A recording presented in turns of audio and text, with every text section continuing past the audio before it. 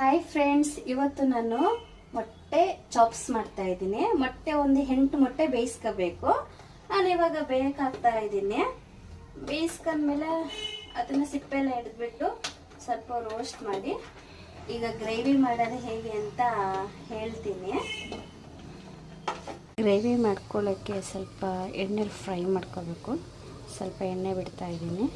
ಒಂದು ದೊಡ್ಡ ಈರುಳ್ಳಿ, 6 ಹಸಿಮೆಣಸಿನ್ಕಾಯಿ, 2 ಲವಂಗ, 1 ಚಕ್ಕೆ, 1 ಉಂಡೆ ಬೆಳ್ಳುಳ್ಳಿ, 1 ಇಂಚು ಶುಂಠಿ, 1/4 ಸ್ಪೂನು ಸೋಂಪು, 1/4 ಸ್ಪೂನು ಕಾಳುಮೆಣಸು, 1/4 ಸ್ಪೂನು ಜೀರಿಗೆ ಫ್ರೈ ಮಾಡ್ಕೋಬೇಕು.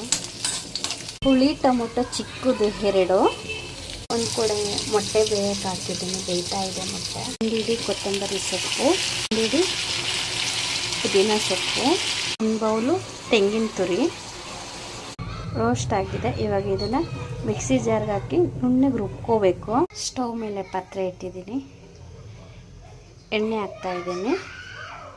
ಎಣ್ಣೆ ಕಾದಿದೆ, ಈರುಳ್ಳಿ ಹಾಕ್ತಾ ಇದ್ದೀನಿ, ಪಲಾವ್ ಎಲೆ, ಹಸಿ ಕರಿಬೇವು ಫ್ರೈ ಮಾಡ್ಕೊಳ್ಳೋಣ. ಇವಾಗ ರುಬ್ಬಿದ ಮಸಾಲೆಯನ್ನು ಹಾಕೋಣ.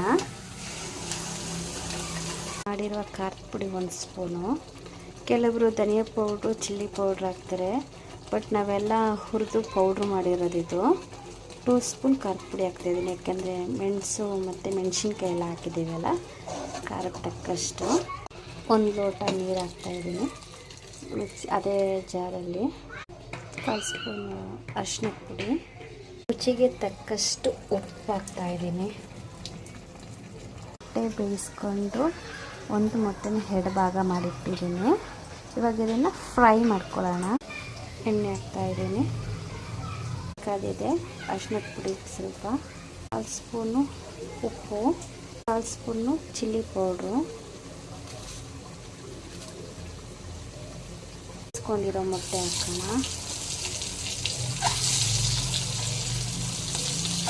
ಮೊಟ್ಟೆ ಫ್ರೈ ಮಾಡ್ಕೊಂಡಿದ್ದಾಯಿತು. ಇವಾಗ ಗ್ರೇವಿಗೆ ಹಾಕಬೇಕು ಇದನ್ನು. ಅದೇ ಮೊಟ್ಟೆ ಹಾಕೋಣ ಗ್ರೇವಿಗೆ. Egg chops ready. ಇವಾಗ ಚಪಾತಿ ಮಾಡ್ಕೊಳ್ಳೋಣ. ಇದಕ್ಕೆ ಸ್ವಲ್ಪ ಕಸ್ತೂರಿ ಮೇಥಿ ಇಡೋ ಮೇಲೆ ಎಗ್ ಚಾಪ್ಸ್ ಜೊತೆ ಚಪಾತಿ.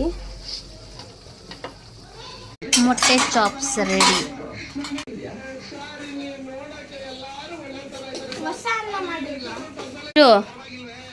ಮೊಟ್ಟೆ ಚಾಪ್ಸ್ ಚಪಾತಿ ಹೇಗಿದೆ ಅಂತ ಹೇಳು.